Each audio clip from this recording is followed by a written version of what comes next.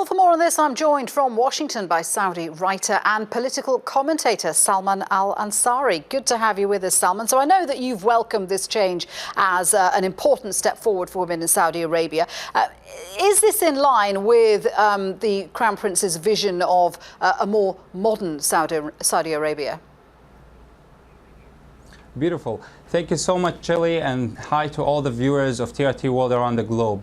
I think definitely this decision is very in line with Vision 2030 and with the idea of reforming not only the economy of Saudi Arabia, but also the societal aspects of Saudi Arabia, because seriously, we cannot achieve Vision 2030 without having half of the Saudi society to be outside of the equation. I know for a fact that the Saudi leadership, which is a young leadership, like the Crown Prince Mohammed bin Salman is almost like 32 years old, and 70% of the Saudi population are under the age of 30 years old. So we are speaking of a young leadership that matches the same characteristics of the Saudi population, that understands what they want. So that's a very good step in the right direction. And I believe, as I said, that Vision 2030 is unachievable without having women empowered. So in Saudi Arabia right now, the biggest stock market in the Middle East, which is called Tadawul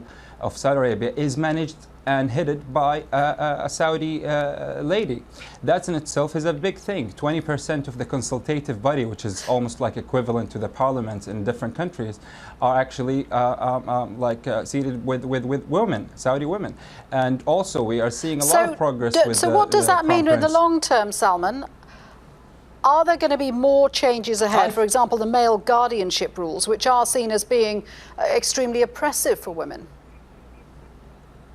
Yeah, I think definitely it's all about building momentum of women's rights, because you cannot, I think every country in the world has a long way to go with women's rights, and Saudi is definitely not excluded from this, and Saudi still has a long way to go.